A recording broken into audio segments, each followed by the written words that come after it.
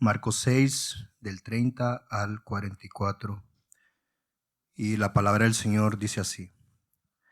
Alimentación de los 5,000. Los apóstoles se reunieron con Jesús y le informaron sobre todo lo que había hecho y enseñado. Y él les dijo, vengan, apártense de los demás a un lugar solitario y descansen un poco. Porque había muchos que iban y venían, y ellos no tenían tiempo ni siquiera para comer. Y se fueron en la barca a un lugar solitario, apartado. Pero la gente los vio salir, y muchos los reconocieron, y juntos corrieron allá a pie de todas las ciudades, y llegaron antes que ellos. Al desembarcar, Jesús vio una gran multitud, y tuvo compasión de ellos, porque eran como ovejas sin pastor. Y comenzó a enseñarles muchas cosas. Y cuando ya era muy tarde, sus discípulos se acercaron a él diciendo, el lugar está desierto y ya es muy tarde. Despídelos para que vayan a los campos y aldeas de alrededor y se compren algo de comer. Denles ustedes de comer, les contestó Jesús. Y ellos le dijeron, ¿quieres que vayamos y compremos 200 denarios de pan y les demos de comer? Jesús les dijo, ¿cuántos panes tienen ustedes? Vayan y vean. Y cuando se cercioraron, le dijeron, 5 panes y 2 peces. Y les mandó que todos se recostaran por grupos sobre la hierba verde, y se recostaron por grupos de 100 y de 50. Entonces él tomó los 5 panes y los 2 peces, y levantando los ojos al cielo, los bendijo. Partió los panes y los iba dando a los discípulos para que se los sirvieran. También repartió los 2 peces entre todos. Todos comieron y se saciaron. Recogieron 12 cestas llenas de los pedazos y también de los peces. Los que comieron los panes eran 5,000 hombres. Amén, familia. Acompáñame a orar. Señor, qué gran bendición leer tu palabra y ser recordados que mientras que leíamos ese texto que voy a estar predicando, vi a mi mente lo que leía esta mañana y es el Salmo 103 que dice, bendice alma mía al Señor y bendiga todo mi ser su santo nombre. Bendice alma mía al Señor y no olvides ninguno de sus beneficios. Él es el que perdona todas tus iniquidades, el que sana todas tus enfermedades, el que rescata de la fosa tu vida, el que te corona de bondad y compasión. Más adelante, Señor, tú dices, como está lejos el oriente del occidente, así alejó de nosotros nuestras transgresiones. No nos ha tratado según nuestros pecados, ni nos ha pagado conforme a nuestras iniquidades. En breves palabras, qué gran pastor. Y es precisamente eso lo que vamos a ver, Señor. Y mi oración, Padre, es que en esta mañana, con cualquier necesidad que podamos tener, podamos hallar en ti lo que más necesitamos y eres tú. Así que ven, Señor, visítanos con tu gracia en el nombre de Cristo Jesús. Amén. Pueden tomar asiento, familia. En el 2019 se publicó un artículo titulado Los 6 sentimientos que sientes en el mes de diciembre. El artículo en el 2019 titulado Los 6 sentimientos que sientes en el mes de diciembre. Ahora, yo podría decir cuáles son y quizás algunos dirían los que están acá, quizás hay muchos más, pero en la encuesta, esos fueron los sentimientos que la gente siente durante el mes de diciembre según el 2019. Este artículo, esta investigación dice lo siguiente. Primero que todo, soledad. El mensaje de lo que suele pasar en diciembre es el tiempo en familia, cómo la familia debería ser, las imágenes de las familias compartiendo esa cena, ese tiempo. Y trae soledad porque la verdad es que son solamente imágenes, no la realidad de muchos de nosotros. Entonces trae soledad, otro sentimiento, dolor. O grief, o pérdida. Y lo que quiere decir es que durante el mes de diciembre muchas personas se recuerdan de varias realidades y es que algunos familiares ya no están con ellos o están lejos de ellos, por lo tanto trae cierto dolor. También trae enojo. Enojo, ¿por qué? Porque normalmente durante el año tú como que esquivas, por así decirlo, ciertos familiares o amigos, pero en la fiesta de Navidad te tienes que encontrar con los familiares y con los amigos. Por lo tanto, hay cierto enojo guardado ahí que se va a manifestar en esta época de Navidad. Otro es el estrés financiero. El estrés financiero es porque obviamente durante el mes de diciembre es cuando típicamente se dan regalos. Y cuando miramos la billetera decimos, ay, no me preparé todo el año. Entonces ahorita hay un estrés grande en cada persona porque saben que tienen que gastar lo que no tienen y por ende se endeudan para el otro año comenzar con este estrés financiero de todo lo que se viene delante de ellos. Otro sentimiento según esta encuesta es el desacuerdo con los compañeros de trabajo. Hay más tensión en el área laboral. ¿Por qué? Porque hay metas que cumplir, objetivos. Se supone que hay una presión de cómo tiene que terminar todo este año. Y entonces todo el mundo está bien intenso con lo que está pasando, con el reporte que tiene que entregar, con las metas que tiene que alcanzar. Por lo tanto, todos están bien a la defensiva con cualquier comentario, con cualquier roce, con cualquier cosa que puede pasar durante tu tiempo de trabajo. Otro es, y me llama mucha atención, vergüenza por nuestro cuerpo, nuestra imagen.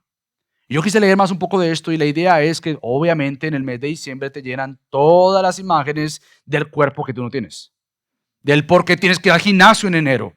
Y normalmente se dice que ahorita en diciembre los gimnasios se explotan de registraciones, de membership, de membresía, que no van en enero, es otra cosa, pero se llenan. Entonces todos estamos preocupados y entonces nos ponen las imágenes de cómo es que esta persona debe lucir, esta mujer, este hombre, y cuando nos damos cuenta es que hay otra realidad en mi cuerpo. Entonces trae vergüenza, trae otra vez esta condenación, trae recuerdos de lo que yo prometí el año pasado que me iba a cuidar, pero en realidad en vez de bajar he subido. Entonces viene toda esta vergüenza. Bueno, lo más triste de todo esto no es simplemente todos esos sentimientos que la gente puede pasar en el mes de diciembre y otros más que deben haber por ahí, pero ¿qué hacer con estos supuestos sentimientos o con estas cosas que algunos pasan y piensan y sienten? Bueno, el mismo artículo no provee ninguna solución.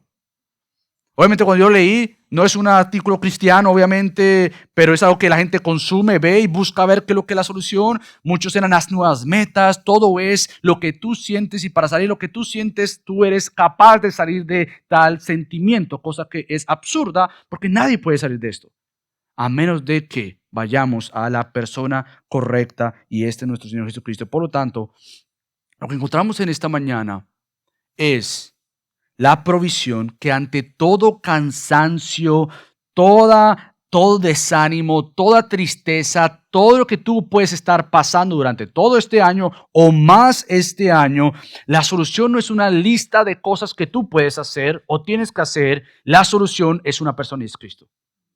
Esa es la persona que venimos a buscar día a día, domingo a domingo, mes a mes, año a año. Tenemos que poner nuestra mirada en aquel que realmente es nuestro buen pastor.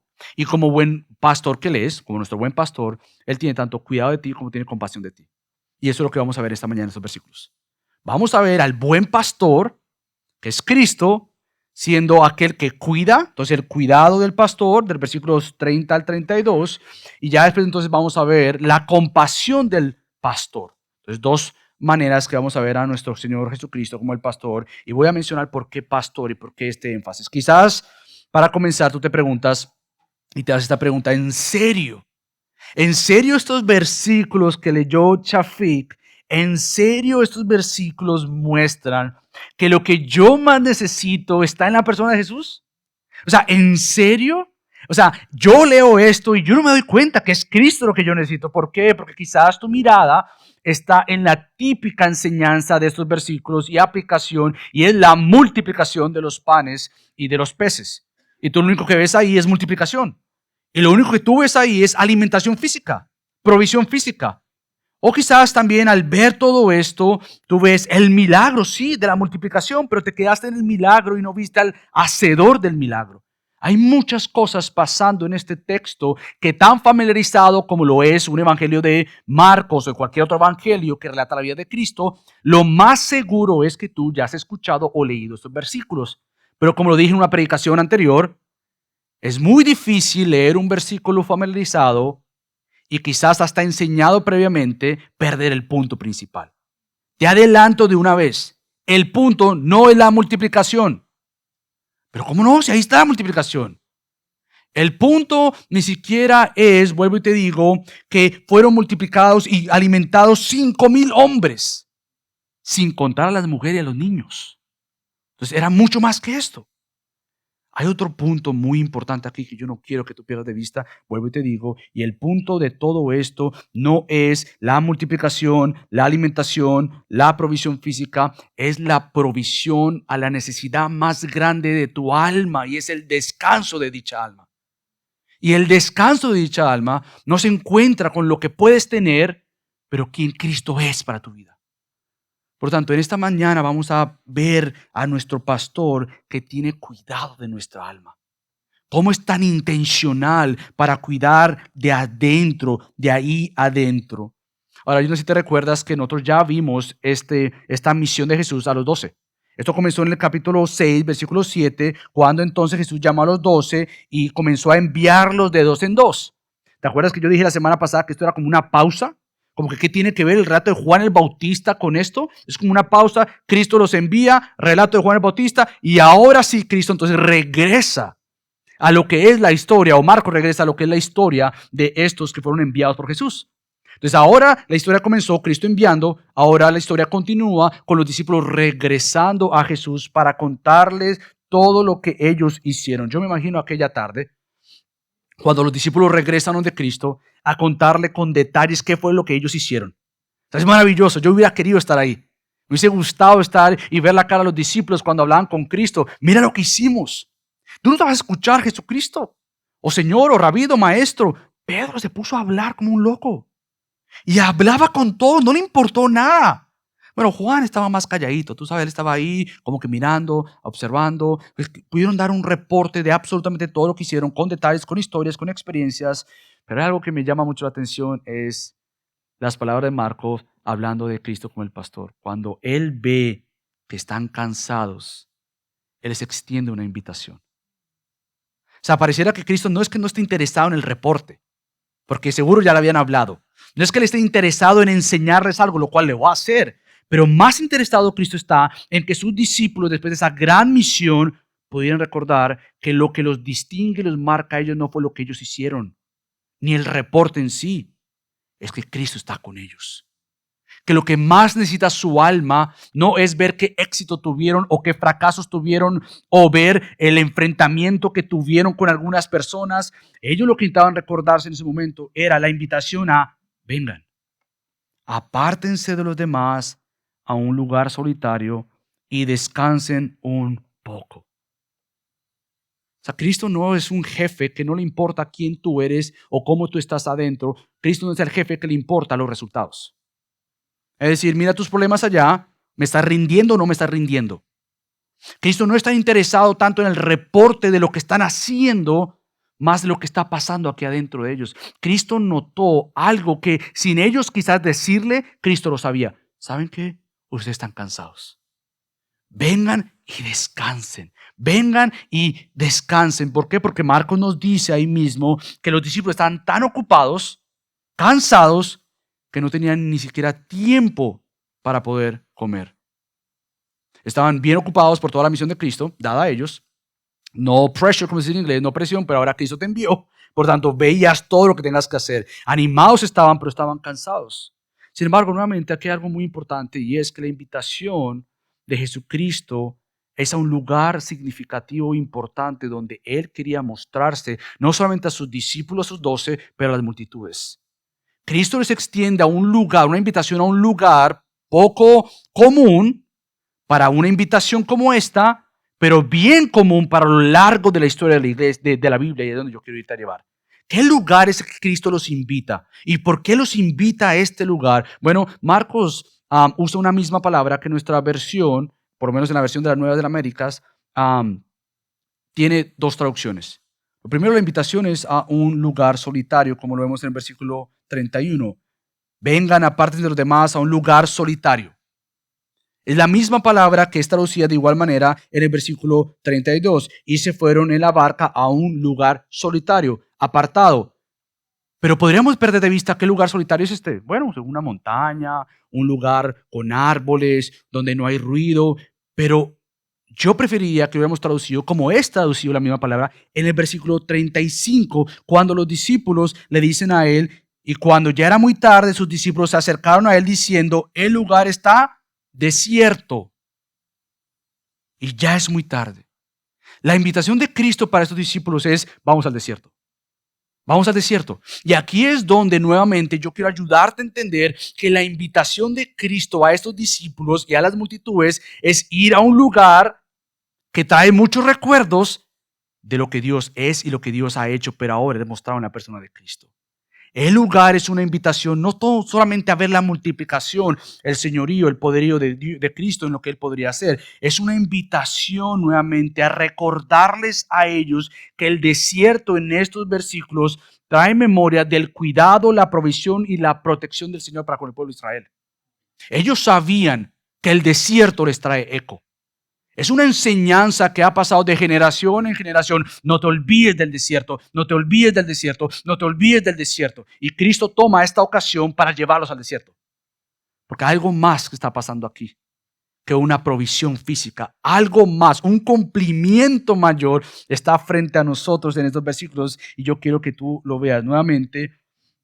Era una invitación a que los discípulos contemplaran que Jesucristo es el cumplimiento del mayor descanso de tu alma. Era una invitación para que los discípulos pudieran ver y entender que Cristo es la provisión rica de Dios. Que si Cristo está con nosotros, lo tenemos absolutamente todo. Que Dios nos ha mostrado su riqueza de gracia, sus multiformes riquezas en la gracia mostradas en Cristo. Es una oportunidad para que ellos vean que Dios ha cumplido darnos protección eterna en la persona eterna de Cristo. Ahora, quizás tú dices, bueno, yo no veo todo esto acá. Honestamente, vemos todo esto y quizás tú te detienes, pero ¿cómo yo voy a saber que realmente esto tiene un historial para el pueblo de Israel? ¿Cómo voy a entender que el desierto, este lugar solitario, este lugar apartado, en realidad el desierto tiene un peso enorme y Cristo toma provecho de la localidad y como del nombre desierto para Él poder enseñar y mostrar, yo soy el cumplimiento de todo esto que ustedes ya saben? Bueno, para eso tenemos que regresar al Antiguo Testamento. Yo pensaba en una ilustración en este momento en la mañana, decía, ¿cómo les puedo ayudar a entender la riqueza del Nuevo Testamento con la riqueza del Antiguo Testamento? Nosotros no somos una iglesia del Nuevo Testamento. ¿Qué quiero decir con esto? No simplemente enseñamos el Nuevo Testamento, ni tampoco somos una iglesia que se enfoca en el Antiguo Testamento. Tú no tienes que escoger. Ambas van de la mano. Es como, por ejemplo, comerte un pie sin la galletita de abajo. Estaba pensando, yo no soy ni siquiera de dulce, pero esa es una ilustración que pensé ahorita. ¿Cómo les puedo ayudar a entender? Bueno, es como comerte un pie y tú le echas todo eso rico arriba, cualquiera que sea tu gusto, y le pones todo eso ahí arribita, pero no hay el crust, no hay esa masita abajo, no hay esa galletita rica abajo. Entonces el Antiguo Testamento podría decir, como esa galleta, el fundamento, ya les dio hambre a todos, pero bueno, la galleta, el fundamento. Pero el Nuevo Testamento es como eso allá arribita que tiene que comerse también. Bueno, eso es lo que hace Cristo en este momento. Recordarnos algo de atrás. Y los discípulos de las multitudes reconocieron, desierto, desierto, desierto. Porque algo Dios estaba haciendo para que ellos recordaran que precisamente Dios en el Antiguo Testamento había mostrado en el desierto cuánto Él había obrado, cómo Él había prometido guardar, cómo Él había sido el que había provisto y cómo Dios en el desierto nuevamente es un lugar para recordarles del cumplimiento de las promesas de Dios al pueblo de Dios, que por gracia ahora son cumplidas en Cristo para la iglesia de Dios. Yo quiero regresarte allá. Yo quiero que vayamos a Moisés. Moisés escribió su último libro, que es Deuteronomio, que son como las predicaciones finales de Moisés. Si Moisés ya estaba a punto de morir y le dan el púlpito varias veces, y Moisés lo que quiere hacer es recordarle al pueblo como persona mayor que ya ni siquiera va a entrar a la tierra prometida, Él quiere recordar al pueblo, no se olviden de lo que el Señor ha hecho y ha dicho. No se olviden de lo que Él hizo en el desierto. No sean generaciones que se olvidan de la fidelidad y del cuidado del Señor. Desierto, desierto, desierto. Y vamos a ver cómo se aplica a Cristo. Pero ve conmigo a Deuteronomio, regresa conmigo a Deuteronomio para que tú veas cómo unimos estas palabras del desierto con Dios y con Cristo en mente. Entonces ve conmigo a Deuteronomio capítulo 8. Y vamos a ver los versículos 14 al 16. Deuteronomio 8, 14 al 16. Fíjate lo que dice en el capítulo 8, del 14 al 16. Después de hablar del peligro de olvidar a Dios. Dice, entonces tu corazón se enorgullezca y te olvides del Señor tu Dios que te sacó de la tierra de Egipto, de la casa de servidumbre. Él te condujo a través del inmenso y terrible desierto, con sus serpientes abrasadoras y escorpiones, tierra sedienta donde no había agua. Ellos no tenían nada que comer. En Marcos, nada. Y los discípulos lo sabían. Llévalos, envíalos. No había nada ahí para poder comer. Él sacó para ti agua de la roca pedernal. En el desierto te alimentó con el maná, ahora es peces, panes, con el maná que tus padres no habían conocido, para humillarte y probarte y para finalmente hacerte bien. Ahora, a lo largo de la historia de Israel, entonces el desierto sirve como un recordatorio. Cada vez que ellos mencionan la palabra desierto, es un recordatorio ¿de qué? Bueno, de la disciplina del Señor. Pero no simplemente es un recordatorio de la disciplina del Señor. Por eso estuvieron ahí, porque desobedecieron al Señor. El Señor no es que estaban perdidos, no, el Señor los mantuvo ahí hasta que la generación que pecó muriera. Pero no simplemente es un recordatorio de la disciplina del Señor. Es un recordatorio también de la provisión de Dios y de la buena y amorosa provisión de nuestro Señor. Por lo tanto, dice Moisés, recuérdense de eso, pero no nos deja ahí. Las palabras finales de Moisés en Deuteronomio también nos llevan a otra promesa mayor, y es que vendría uno con palabras de vida. Vendría un profeta mayor que yo, un Señor. A ese ustedes tienen que escucharlo. Entonces fíjate lo que dice ahora Moisés. Ve conmigo ahí mismo en Deuteronomio capítulo 18 para que tú veas estas promesas de Dios y el cumplimiento de Cristo. Entonces, Deuteronomio 18, versículo 15, peleemos del 18 al 19 y esto va a tener una conexión a lo que vemos en Marcos. Fíjate lo que dice Moisés ahora en capítulo 18, versículo 15. Dice lo siguiente. Un profeta de en medio de ti, de tus hermanos como yo, te levantará el Señor, tu Dios, a él oirán. Cuando tú sales y saltas ahí al versículo 18 y 19, dice lo siguiente.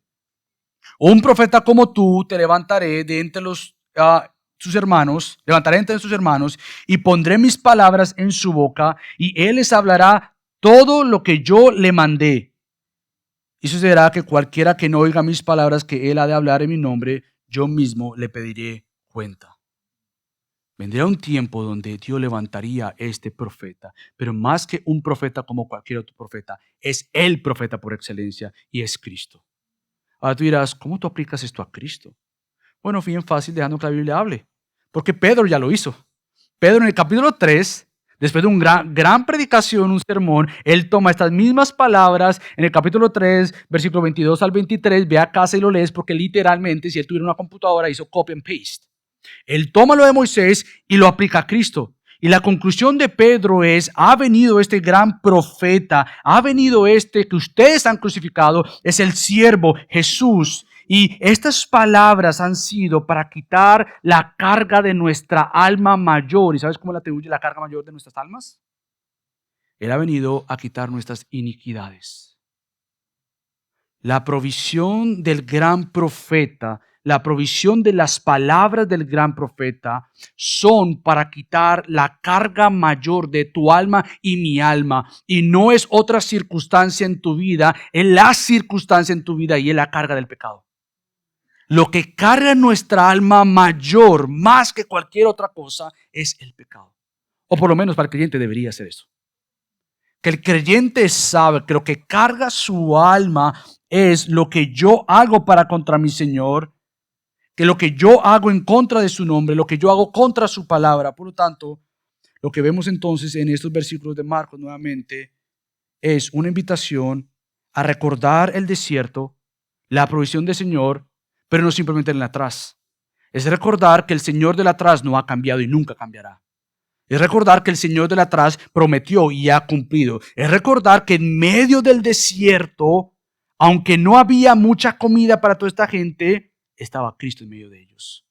Que aunque había cansancio por todo lo que ellos habían hecho, era un recordatorio que los discípulos tenían a Jesús con ellos. Por lo tanto, tuvo que ser un momento de más descanso en sus almas, pero no lo era.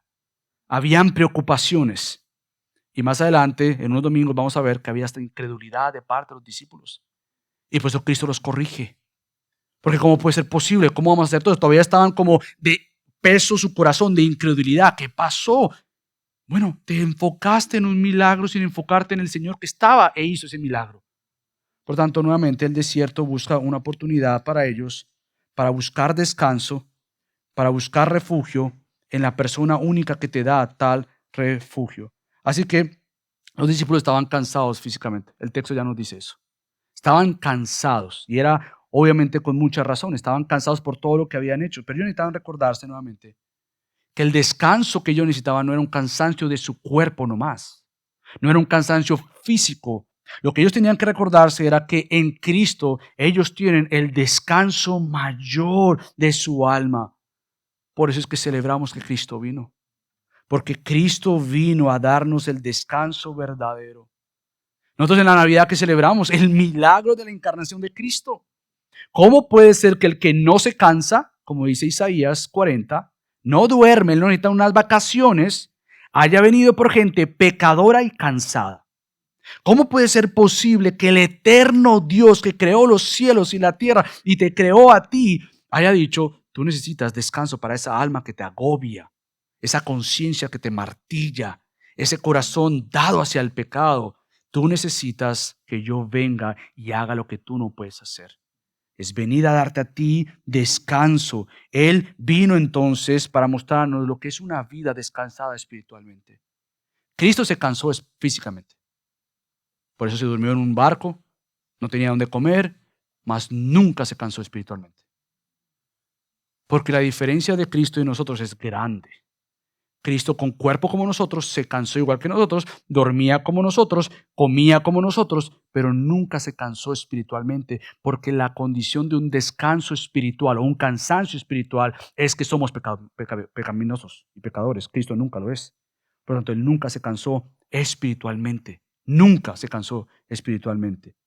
Cristo entonces nació para mostrarnos lo que es una vida descansada espiritualmente, pero más y una de las cosas gloriosas es que murió entonces para darnos un descanso profundo y verdadero. Celebramos el nacimiento sin olvidar la cruz. Él nació para morir. Él nació para ir a esa cruz y comprarnos nuevamente lo que tanto necesitamos, y no es un descanso físico, por más que en muchas ocasiones estás cansada físicamente y cansado físicamente. Tu cansancio lo que busca y muestra es que hay más adentro, un cansancio que más necesitas buscar a Cristo, y es el cansancio espiritual para que venga el descanso espiritual. ¿Qué quiero decir con esto? Yo te exhorto a que no comprometas tu descanso espiritual. ¿Sabes cómo lo comprometemos? ¿Cuántos trabajos tenemos? ¿Cuántas horas trabajamos? Pero para el tiempo de Dios no hay mucho tiempo.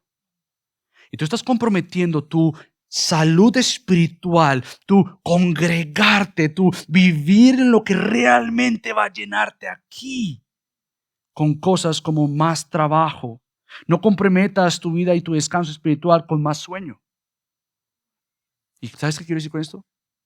A veces creemos que nuestro cansancio es sueño, es decir, necesito dormir más. Entonces no puedo leer la Biblia, no puedo ir a la iglesia, no puedo convivir con los hermanos. Y te aseguro una cosa, porque ya lo he visto por varios años. Entre más te alejas de Dios, de su iglesia, más cansado vas a estar. Porque la iglesia y su palabra nunca han sido diseñados para cargarte, pero es para descargarte. La iglesia y el pueblo de Dios y la palabra de Dios nunca ha sido diseñada a Dios para darte más cosas que hacer. Es para que nos llevemos las cargas unos con otros. Entonces, si hay un problema, no es en tu cansancio físico, aunque lo puede ser. Pero no negocies tu descanso espiritual, por más que haya sido una semana de locura, por más que haya sido una semana que tú dices, ya no puedo más. Por eso mismo vienes a la iglesia, porque ya no puedes más. Si esperas venir cuando ya estés descansada, has perdido la gran oportunidad de encontrar a Cristo y que Él te encuentre en tu cansancio. Y que la iglesia te encuentre en tu cansancio. Hace poco hablábamos con algunos que cómo nosotros nos preparamos para el hoy, para el domingo. Y sabemos que es donde más atacados somos el día anterior. Y la mañana del domingo. Porque hay uno que quiere recordarte, estás cansada, estás cansado, hay un problema, no has solucionado esto, hay algo en la casa que tiene que arreglarse, sabes que hay un extra income, mira, tú lo necesitas, vete para allá. ¿Qué? ¿Tú crees que Dios te va a decir eso? No, tú recuerdes a Satanás, que te va a decir, no vayas al descanso de tu alma, busca lo demás, busca lo demás. Bueno, pastor, pero eso no es legalismo. No, no es legalismo. Porque yo no estoy diciendo ven aquí para que tú te sientas mejor en ti, o en lo que tú puedes hacer, o que Dios te ama más porque tú viniste a la iglesia. No, tú vienes aquí porque eres amado completamente por Dios y Dios desea buscar que tú vengas a descansar. Por lo tanto, no comprometas tu vida espiritual con más entretenimiento, más posesiones, o aún más vacaciones. Porque nuevamente el descanso de tu vida no es una semana al año en un lugar favorito. Tu descanso de tu vida es diariamente una invitación a encontrar al buen pastor de tu alma. Es a Él que venimos, es a Él que venimos. Y para esto yo quiero ayudarte a conectar esto de Marcos con una invitación de Cristo dicha en Mateo.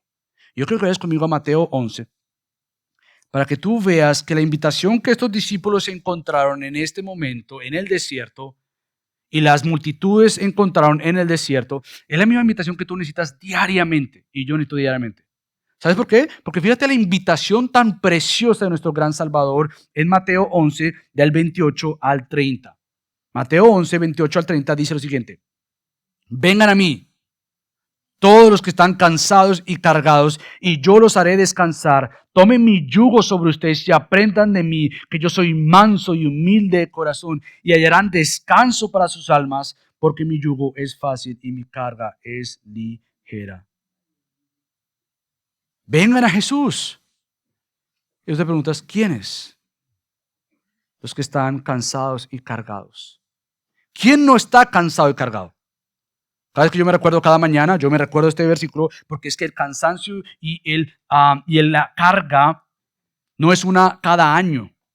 Es una invitación que diariamente tú recuerdes, estoy cargado, estoy agobiado por diferentes circunstancias de mi propia alma o de personas a mi alrededor. Estoy cansado, esta es la naturaleza de nosotros. Nos cansamos, nos agobiamos, nos preocupamos, estamos llenos de ansiedad, de preocupación por nuestro propio pecado que no descansa. Por lo tanto, vengan a Jesús, quienes todos los que están cansados y cargados, y quien no está cansado, por tanto, es una invitación para todos nosotros. Si de pronto tú no te encuentras en ese versículo y dices, no, mira, para mí no, yo no estoy cansado hoy, yo no estoy agobiado, yo no estoy cargado. Bueno, tú no has entendido el peso de Cristo en esas palabras, porque está hablando de entender el peso de lo que es nuestro propio pecado y lo que hacemos para ser nuestros propios salvadores como los fariseos, pero no podremos recibir descanso si no es viniendo a la persona que nos da este descanso, que nos está cansando y creo que nos está cargando, son diferentes circunstancias. Pero ¿qué me ofrece Jesús? Cristo dice, yo te daré descanso. Ahora quizás tú te preguntas qué tengo que hacer para recibir ese descanso. Tú tienes que tomar el yugo o la carga de Jesús y aprender Jesús para ser manso y humilde. Y la pregunta a esta afirmación puede ser la siguiente. Tú me estás diciendo que yo deje mi carga y mi cansancio para tomar la carga de Cristo. Qué ilógico es eso. Si yo dejo algo es para no tomar nada porque estoy cansado. Yo no te digo a ti, deja la caja para agarrar esa caja. Si se supone que yo estoy cansado, bueno, hay una gran diferencia. Y la gran diferencia es la siguiente. A diferencia de Jesucristo, nuestra carga del alma, que no produce mansedumbre y humildad, siempre produce lo contrario a Dios. Es una carga de nuestro pecado. Es una carga de ser finitos. Es una carga de ser criaturas bajo un mundo caído. Pero la carga de Jesús, a diferencia de la nuestra, siempre es buena. Por lo tanto, yo no estoy diciendo deja esa caja pesada para agarrar otra caja pesada. Deja esa carga pesada que no fue diseñado para cargarla y toma esta carga de Cristo que a la final es buena porque te va a ayudar a ser manso, humilde, te va a enseñar a ser nuevamente la persona que Cristo ha diseñado que tú y yo seamos. Por lo tanto, los discípulos pensaban ir a descansar porque esa es la invitación de Cristo. Cristo les dice, vengan, apártense un tiempo porque ustedes están cansados. Apártense para descansar. Pero increíblemente las multitudes que habían escuchado de ellos, nuevamente, recuerda la misión de Jesús a estos discípulos, las mismas multitudes que los ven se dan cuenta, estos son los que han estado anunciando de este Cristo, haciendo grandes milagros, los discípulos pensando ir a descansar. Las multitudes que escucharon de Jesús por boca de estos, que vieron a Jesús por manos de estos, no se iban a quedar tranquilos con esto. Querían más. Tú no me puedes ofrecer a Cristo y esperar que yo no te pregunte más de Cristo cuando yo he visto sus milagros, he visto sus obras. ¿Quién es este el cual ustedes han proclamado? Pensando ir a descansar, se encuentran con que las multitudes entonces querían más y más de Jesús. No simplemente ellos querían más, pero invitan a más. Ellos llamaron a otros y el texto es tan claro que a pesar de que Jesús se fue en el bote o en la barca con sus discípulos, llegaron esos primeros que los discípulos. Y Jesús. Aparentemente la explicación podría ser que había más viento en el mar y por ello no pudieron remar más fuerte, no pudieron llegar primero, pero las multitudes salen corriendo al otro lado para llegar a encontrarse con Jesucristo y sus discípulos, y al otro lado se iban a encontrar con que verdaderamente Jesús es el pastor compasivo. Y esto entonces es lo que nosotros vemos en los versículos del 33 al 44.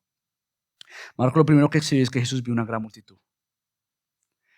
Cuando vemos esos versículos, no nos están agregando más información. Cuando tú ves, por ejemplo, en el Antiguo Testamento, que Dios vio la necesidad, que Dios escuchó el clamor, no son frases como que para que te ayude a entender que, bueno, sí, Él escucha, no, son frases para recordarte que Él ve, que nuestro Salvador, que nuestro Dios no es un ídolo. ¿Sabes cómo son los ídolos descritos en la Biblia? Sin oídos, sin ojos, sin nada, sin brazos, no hacen absolutamente nada. Son un palo de madera, hacen nada. Pero nuestro Dios no es así. Nuestro Dios ve, nuestro Dios escucha. Y vemos entonces que Marcos dice que Cristo vio una gran multitud. Pero antes de que tú pierdas de vista que Cristo vio simplemente números, o que Cristo quizás vio un obstáculo para decir, yo le había hecho esta invitación a mis discípulos para que descansar, pero ahora esta gente aquí detrás, perdí la oportunidad. No, Cristo vio la multitud y se movió a compasión. ¿Pero por qué fue que fue movido a compasión? ¿Porque tenían hambre? No, ese es el resultado después. ¿Por qué se movió a compasión? Porque es que corrieron tanto, están cansados, necesitan agua. Bueno, que me da pena con estos, que yo con los discípulos al final voy a estar un tiempo más, quizás ahorita los aparto, les enseño, pero me da pena. No, Cristo se movió a compasión porque el texto es claro y nos dice que vio a las multitudes que no tenían pastor. Ahora, quizás te preguntas qué quiere decir que no tenían pastor. Bueno, lo primero es obvio, pues no tenían un pastor. Pero lo segundo no es tan obvio, pero es bien precioso. Y es que esa pregunta o esa afirmación que no tenían pastor y el Cristo moverse a compasión comprueba que el pastor que ellos necesitan es la persona de Jesús. Y Cristo no iba a perder la oportunidad para que principalmente sus discípulos vieran, yo soy el pastor. Yo he venido a darles lo que ustedes no tenían. He venido a ser quien les ha cuidado. Yo soy el pastor. Yo he venido a ustedes. Soy el pastor esperado, prometido, verdadero y compasivo. Yo soy el gran pastor prometido en el atrás y que hoy ha llegado y estoy aquí. Cristo les tuvo que recordar lo que mismo Moisés les había dicho al pueblo, recordándose en el desierto. El hombre no vive solo de pan. Bueno, Cristo sabía que estos hombres no simplemente iban a vivir de pan y de peces. El hombre vive de toda la palabra que sale de la boca de Dios. Y estos hombres o estas multitudes iban a venir por las palabras de Cristo, porque Cristo es la misma vida que nosotros tanto necesitamos. Por lo tanto, Así como el Señor les proveyó el maná, Jesús proveería también no simplemente su alimento físico, pero a la misma vez les proveyó lo que tanto necesitaba su alma. Ha llegado el pastor.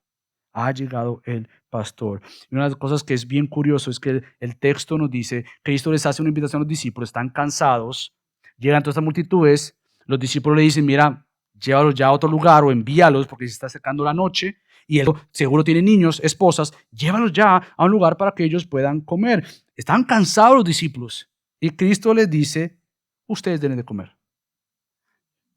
¿Tú te imaginas? O sea, ponte la situación de los discípulos. Tú estás cansado, has estado sirviendo en la iglesia bastante y tú ya estás hasta acá, estás sirviendo, estás cansado y de repente terminamos el servicio, todos, ¡ay, qué bendición! Y resulta que hay una multitud allá. Y tú dices, mira, no, el servicio se acabó. Y que yo les diga, todo, preparen todo otra vez, ministerio de niños, váyanse otra vez allá. Grupo de oración, todo el mundo, vamos a tener otro servicio.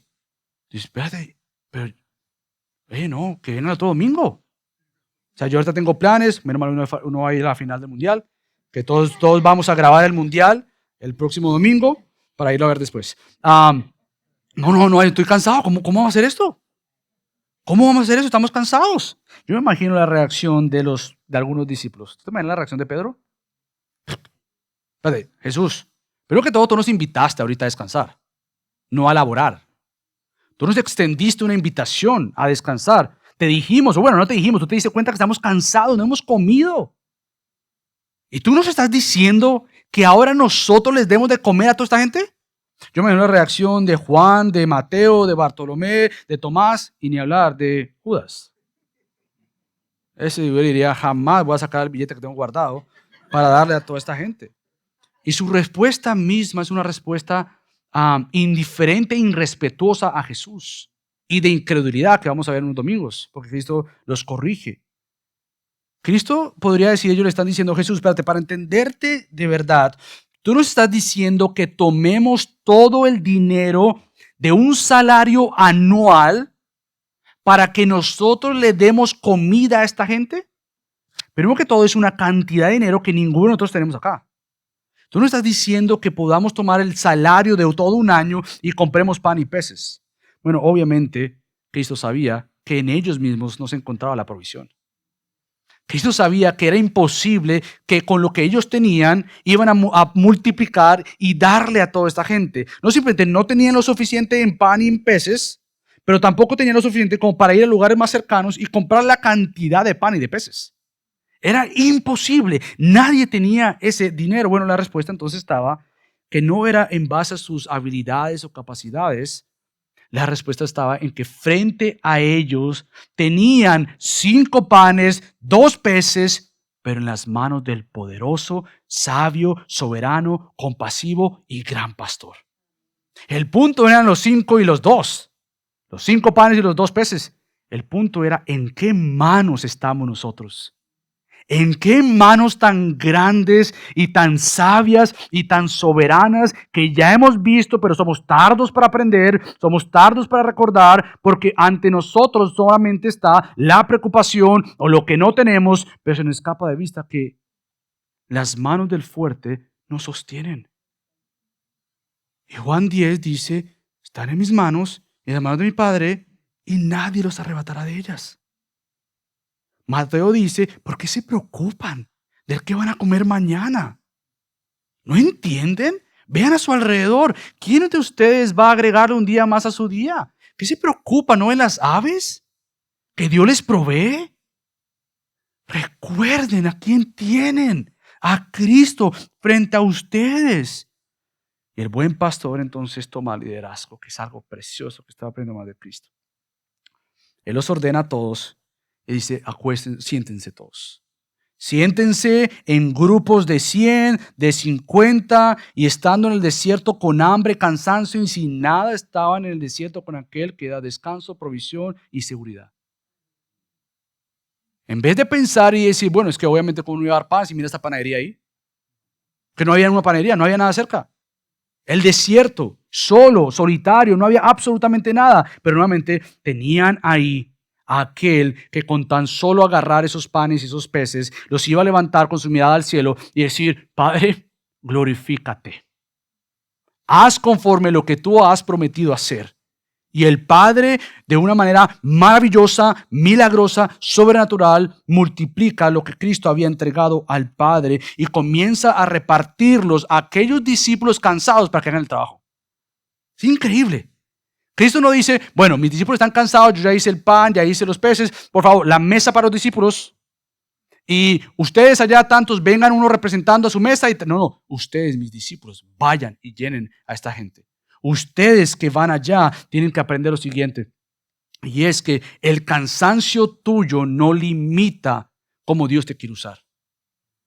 Tu cansancio no está primero.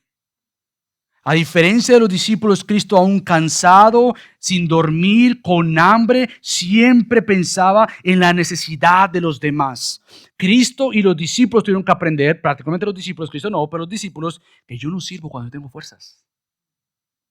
Yo sirvo cuando yo no tengo fuerzas. Y en ocasiones tendré fuerzas. Pero mi servicio al Señor no se limita por mi cansancio, ni siquiera por mis necesidades primarias. Porque Cristo me ha llamado a amarle a Él como amar a mi prójimo. Por lo tanto, el servicio al Señor no es con cuántas fuerzas tengo. Porque en las semanas vendrán, muchas semanas, donde el cansancio es completamente todo. Estás cansado. En el banco de energía se encuentra negativo. Bueno, sí, yo no sé. No te pierdas la oportunidad de ver a Cristo magnificado cuando tú no tienes ni una gota de fuerzas. Recordarte lo que Pedro dice, que aquellos que sirvan conforme las fuerzas que Dios provee para que en todo Cristo Dios sea glorificado. Cristo nos está dando la oportunidad a estos discípulos de recordarse nuevamente que los cansados, los discípulos y con hambre son los que sirven a las multitudes. Y esto lo han visto de Cristo mismo. El texto dice entonces, todos comieron y se saciaron. Ahora tú dirás, ¿qué tiene que ver esto con que Jesús es el gran pastor? Que tuvo compasión con su multitud, con las multitudes. Bueno, ahora yo quiero terminar, a ver si puedo cerrar lo más rápido que pueda. Tratar de recordarte que Cristo tomar esta frase, decir que había las multitudes como sin pastor o sin pastor, Cristo toma esto con una historia de todo el Antiguo Testamento, con una necesidad previa, que no hay un pastor, pero Cristo ha llegado como el pastor. Entonces yo creo que vayas rápidamente a un libro nomás, en Ezequiel. Nuevamente, no nos comamos lo de arribita sin disfrutar lo que está abajo. Entonces ve conmigo a Ezequiel 34, ve a casa y lee todo esto, porque Ezequiel 34 es el Señor, Yahweh, el Señor, diciéndole un resumen a lo que Él siempre ha pensado de todos los pastores. Y particularmente en este tiempo de esos pastores de Israel que en vez de cuidar abusaban a la iglesia o al pueblo de Dios. Perdón, al pueblo de Dios. Entonces fíjate lo que dice Ezequiel 34, vamos a leer varios versículos, del 5 al 6, vamos a comenzar en el 5, terminamos en el 6 y después vamos al 11. Pero fíjate lo que dice el versículo 5 de Ezequiel 34. Las ovejas se han dispersado por falta de pastor y se han convertido en alimento para toda fiera del campo. Se han dispersado, pero escucha esto, mis ovejas andaban errantes por todos los montes y por toda colina alta. Mis ovejas han sido dispersadas por toda la superficie de la tierra, sin haber quien las busque ni pregunte por ellas.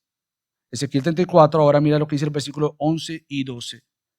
Porque así dice el Señor Dios, yo mismo buscaré mis ovejas y velaré por ellas. Como un pastor vela por su rebaño el día que está en medio de sus ovejas dispersas, así yo velaré por mis ovejas y las libraré de todos los lugares a donde fueron dispersados. Un día nublado y sombrío. Ahora fíjate lo que dice el versículo 23 y 24 del mismo capítulo. Entonces pondré sobre ellas un solo pastor. Ahora sí, antes de pensar, bueno, por eso es que el pastor Michael está acá. Olvídate de ese. Olvídate de esos pastores. No es un pastor terrenal.